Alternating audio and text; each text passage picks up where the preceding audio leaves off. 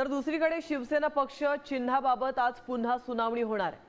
आपण पाहिलं कालच्या सुनावणीत ठाकरे सेनेचे वकील कपिल सिब्बल यांनी जोरदार युक्तिवाद केलाय।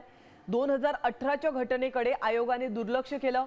विधिमंडळातील बहुमताच्या आधारे पक्षात फूट पडल्याचं गृहीत धरण्यात आलं आणि असा युक्तिवाद त्यांनी केला। यावेळी 21 जून 2022 या दिवशी जे काही घडलं त्यावर निर्णय देण्याची मागणी त्यांनी केली आहे। निवडणूक आयोग कागदपत्र सुद्धा पाहत नसल्याचा त्यांनी आरोप केलेला आहे। एकूणच आजची सुनावणी अतिशय महत्त्वाची ठरते। आजच्या सुनावणीकडे संपूर्ण महाराष्ट्राचं लक्ष लागलंय।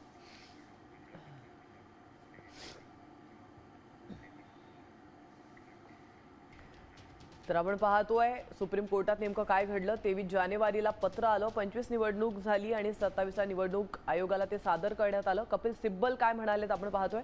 1999च्या पक्ष घटनेत पक्ष प्रमुख पद नव्हतं। 2018 मध्ये झालेले बदल आम्ही आयोगाला कळवले। नेते उपनेते कसे निवडले गेले याची माहिती दिली। ठाकरे सेनेच्या वकिलांनी केलेला युक्तिवाद हा। पक्षप्रमुख उद्धव ठाकरेंनी 33 नेते निवडले, 12 निवडून आले तर इतर नियुक्त करण्यात आले होते।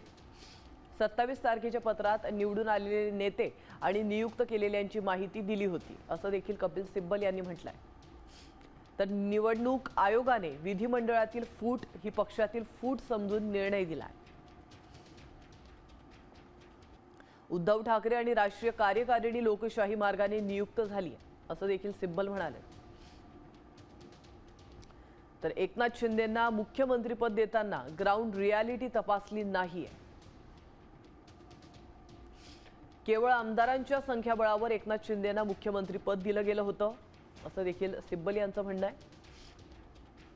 तर मुख्यमंत्री एकनाथ शिंदे यांची निवड बेकायदेशीर होती असा युक्तिवाद देखील त्यांनी काल कोर्टात केलाय।